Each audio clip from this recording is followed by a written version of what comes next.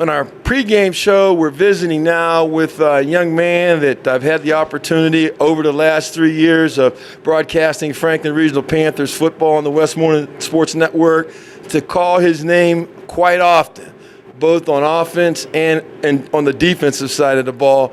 And without a doubt, the unquestioned leader of this Franklin Regional Panther football team in 2014.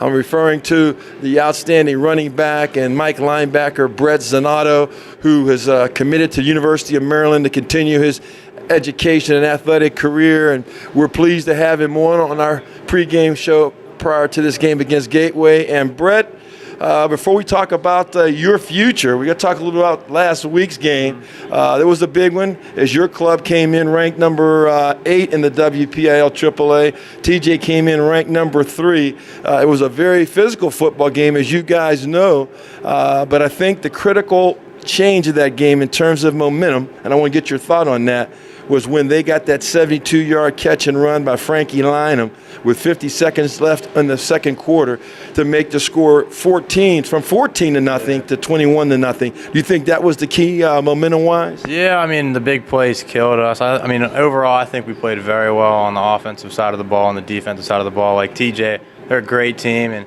they're undefeated, and they've beat every team by about 50 points. I think it was on the average. You guys gave them their closest game so far this season. Yeah, I mean, like I said, even though we lost, I think we played very well. And there's 3 big plays. I mean, that's how they got their 21 points. And then just on that field goal, but defensively, I thought we did a very good job stopping their running back. He was a very good running back, and they had a bunch of big offensive linemen. And I think our front 3 did a good job with them. And overall, I thought we played a pretty good game. That Austin Kemp is a load. I talked to DJ Riga after the game last Friday along with Zach Iovino, and I said, how difficult was it to be able to tackle him? I want to get your interpretation, because it seems to be a load and is usually falling forward. Yeah, he's a pretty thick kid.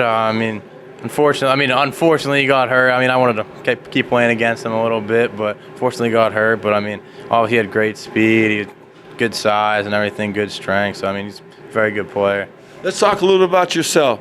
You play both sides of the football field, offense and defense. Your leadership and talking to Coach Bada and some of the other members of the staff really seems paramount in terms of the team playing with a high level of confidence when you're out there. Talk a little bit about how comfortable you are being such a critical factor in the team's performance this year. I just try to lead by example the best way that I possibly can. I can't really give any of the credit to myself. My teammates have been doing a great job this year, and especially having a bunch of young guys on the field, and they've all stepped it up. And we have a freshman center, and he's doing a great job. But just being here 4 years, I've enjoyed it. I've had a heck of a time here, and I built great relationships with everybody. And like I said, I just try to lead by example, and just try to help my team win any way possible.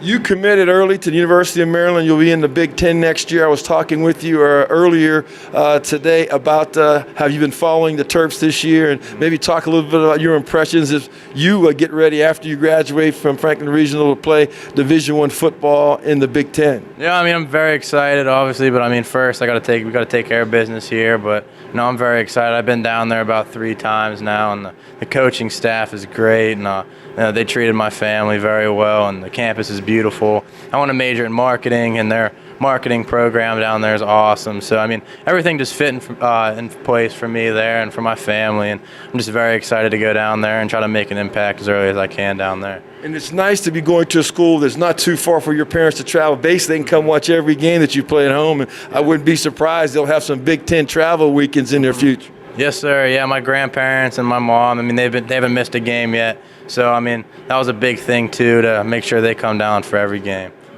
Well, let's talk a little about the Gateway Gators. They come in tonight not on life support. They were the first 3 weeks of the regular season, and they're dropped down to Class AAA in the Greater Allegheny Conference, but they've won 4 conference games in a row. And for them tonight, they need a victory, and if they get a victory here over our Panthers and then Mars loses to Hampton, they could go from people thinking bad year in Monroeville to home field advantage in the first round. So this game has a lot of riding on it, doesn't it? Yeah, absolutely. I mean, it's a game for us for home field advantage and a game for them to make sure they get into the playoffs. And they have a lot of momentum coming in. I think they've won about like 3 games straight or whatever with that big game against Indiana in overtime.